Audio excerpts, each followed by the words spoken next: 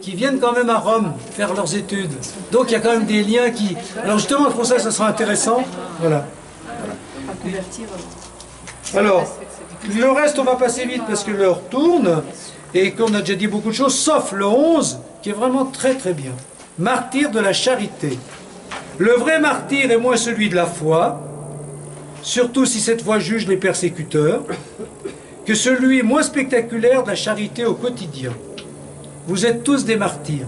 Ne cherchez pas à être des martyrs de la foi, il y a quelques-uns qui le sont, ceux qui meurent à cause de leur foi, mais le vrai martyr c'est ça. Regardez, écoutez, les petits gestes coûtent souvent beaucoup, surtout quand il faut les répéter chaque jour.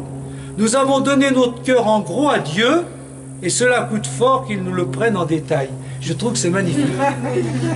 Ça c'est très bien. C'est bon, je me donne à Dieu, je suis prête. Mais voilà, je me donne à Dieu, je suis moine. Mais dans le détail, tous les jours te donner à faire ceci, à rendre service, à aimer les autres, à les écouter, à partager, à voilà, accueillir, etc., etc. Des fois, comment? Des fois, ras-le-bol. Des fois, ras-le-bol. Mais c'est ça le martyr au quotidien. C'est le ras-le-bol des petits gestes de service quotidien. Voilà. Et ben, je trouve que c'est pas mal et que ça remet les choses en point. Voilà, le ras-le-bol. Alors qu'être un héros dont tout le monde parle, hein, voilà. Multiplier les petits actes de charité, d'amour discret au quotidien, les sacrifices réguliers de soi pour les autres, au lieu de rêver d'être un jour un martyr de la foi canonisé. Donc voilà, ça vous seriez bien d'accord, si ça vous arrive d'être martyr de la foi, mais tant mieux, enfin tant mieux, non. Mais c'est pas ce qu'il faut chercher. Les espèces de l'humanité, ben, ça rejoint ce qu'on a dit, vous savez, on dit, voilà, les espèces, le pain et le vin, hein. Donc en fait, Dieu est présent dans tous les hommes, hein. Vous le savez ça, hein. On l'a déjà assez dit, j'avais faim, j'avais soif, etc. Et donc il faut rencontrer le Christ pas seulement dans les espèces de l'Eucharistie, mais dans les espèces de l'humanité. Tu es l'autre que nous attendons, ça redit l'histoire des différences. Par la différence, le Dieu tout autre nous rejoint, et il est toujours autre, et il se fait découvrir comme autre à travers les autres que nous rencontrons. Priant parmi d'autres priants, ben voilà, vous lirez ça, c'est ce qu'on a déjà dit au début, et c'était leur mission là-bas, être des priants parmi les priants. Mais est-ce que c'est ça être missionnaire? On repose la question. Voilà. Donc, on tourne la page pour terminer, parce que la mission, ça, je trouve que c'est très très bien. La mission. Toute vocation missionnaire me paraît nécessiter une large base contemplative, c'est-à-dire une ouverture intérieure aux traces de l'esprit qui a déjà travaillé les cœurs et les cultures avant même toute annonce de l'Évangile. L'Esprit Saint travaille tout le monde, et Jésus est présent dans tout le monde pour travailler tout le monde par son esprit.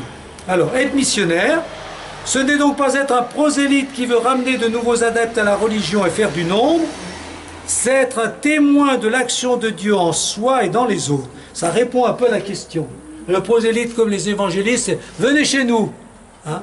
Alors que nous, c'est « pour moi, le Christ est en toi ». Si tu es généreux, si tu pries, si tu fais ceci et cela, c'est pas simplement à cause de ta foi, c'est qu'il y a quelqu'un, ce Dieu qui vient vers chacun, qui est en chacun, c'est lui qui t'anime. Donc on peut au moins le dire, même si c'est pas dire « viens avec nous ». Au moins je peux le dire. Ça pour moi ce serait ça la mission. Être témoin de l'action de Dieu, voir Dieu dans les autres et le leur dire. Ça c'est ça. Et vous pouvez tous le faire. Arriver à le faire. Donc le témoin n'est pas celui qui sait et qui dit ce qu'il a appris, c'est celui qui voit. Et en cela, il est contemplatif de l'action de Dieu dans le monde. Ça c'est beau. Hein. Voilà. Contempler Dieu dans le monde. Contempler Dieu dans les autres. Contempler Dieu dans mes proches. Voir que Dieu, voir le Christ qui agit, qui fait que, voilà, celui qui est autour de moi qui n'a pas la foi, mais il est quand même généreux, il est capable de faire ceci et cela.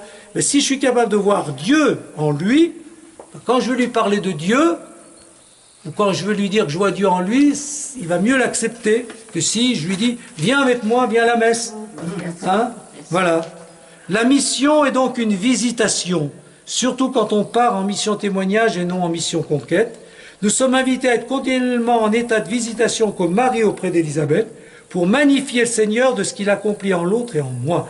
Voilà, hein. C'est ce que Élisabeth voit en Marie, ben oui, hein, et Jean-Baptiste le premier, le fruit de Dieu, et Marie, ben, voit aussi Dieu en elle et en Élisabeth. Voilà. Donc la visitation, c'est deux femmes qui voient l'action de Dieu en elle et dans l'autre. Ben, c'est ça la mission. Voir Dieu en moi, mais le voir aussi en l'autre, et chanter Dieu ensemble, c'est le sommet de la mission. Voilà. Donc, toujours être un missionnaire contemplatif, qui voit l'action de Dieu dans les autres, qui la met en lumière, la révèle, au lieu de croire que c'est nous qui leur apportons Dieu de l'extérieur. Voilà. Hein. On n'apporte pas Dieu de l'extérieur, on le révèle. La mission est une révélation, et Jésus dit, quand il dit « Le royaume de Dieu est parmi vous, le royaume de Dieu est déjà là », c'est ce qu'il veut dire. Hein. Dieu, il est là, il est en toi, mais tu ne le sais pas. Et moi, je le reconnais, et je te le dis, et j'en témoigne. Et si tu le reconnais, ben c'est une libération, parce que ce que tu fais, et que tu crois que ça vient de toi, ben c'est de Dieu. Donc ce Dieu, ben, il ne va pas t'emprisonner dans autre chose que toi-même, il va libérer le meilleur de toi-même.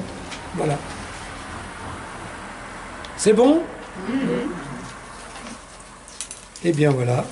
Je vous laisse faire une petite...